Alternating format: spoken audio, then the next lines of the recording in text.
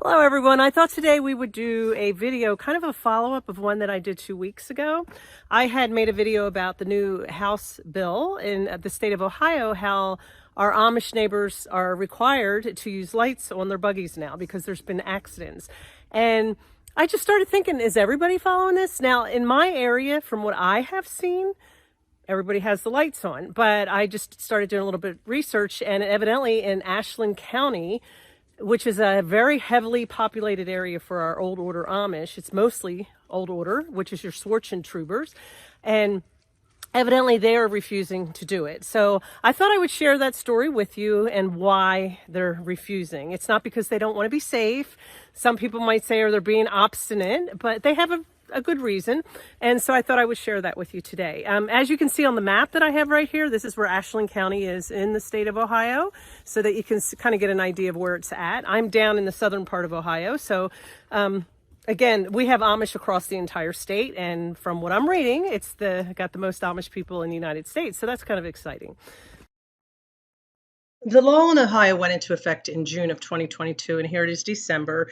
And by October, November, Ashland County decided they need to start fining the Amish men that were not following the new buggy law.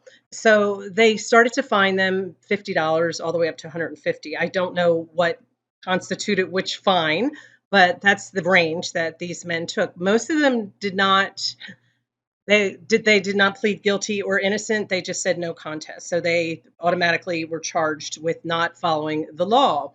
What I found very interesting is one of the gentlemen from the area wrote a heartfelt letter. And I want to read this to you because it's going to help explain why they do not want to follow the law. It's not because they're lawbreakers, but it's against their conscience. So here's the handwritten letter. I thought it was actually very heartfelt, and I just thought the best way to explain it would be to read it to you.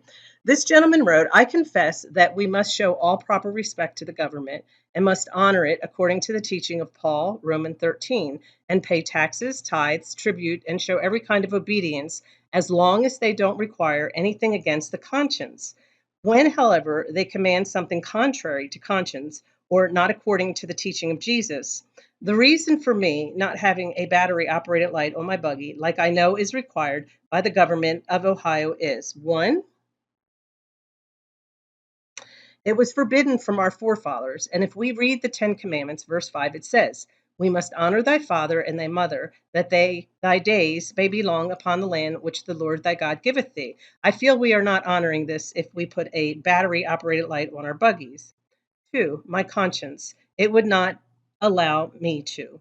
Three, my faith. We should have faith in God and trust that he protects us if it is his will. I am afraid if I start using the flashing light on my buggy, it would do me harm spiritually, as I could end up having more trust in the flashing light to protect me than in God. Number four, my religion. While some people may think it is only a tradition that we don't use battery-operated lights on our buggy, this may well be the case with some groups. But as for me, my religion doesn't allow me any battery-operated lights on my buggy. Even though we use selected battery flashlights, we have never used any battery-operated lights mounted on our buggies and would prefer to keep it like this if possible. So there you have it, straight from the horse's mouth, per se. A gentleman, he shared, exactly why he's not going to follow the rule. And I thought that was interesting to share. Take it, as you will, but it's right from his heart, and that's his reason.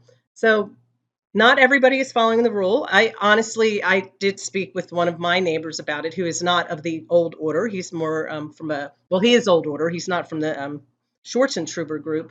And he said in his mind, he did not see that this would be not trusting God. He found no problem with it. They put it right onto their buggy. So a lot of it just has to do with a person's faith and how they interpret the Bible. And we see that in many religions, don't we? That there is some differences in how verses are interpreted. All right, there you go, folks. Let's pray that they do decide to put the light on their buggies just for the safety, because it is, as you can see in some of the video I've had here, it does help, especially when it's really foggy or getting dark at night. So dangerous. I fear that since I've moved here about crashing into a buggy. While I am careful, there's still that time when you come up over that hill, there could be a buggy there. So, and you've seen some of my videos. There's children sitting in the back without car seat. Not that the car seat would do anything, but they're just back there sitting and riding along with a horse and buggy, and an accident wouldn't be a good thing. So there you have it.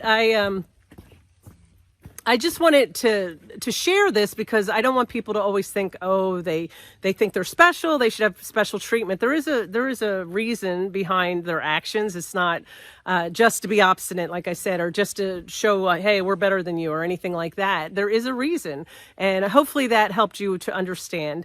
And thank you for watching. Come back and see me. Don't forget to leave a comment, subscribe, and I'll see you on the next video.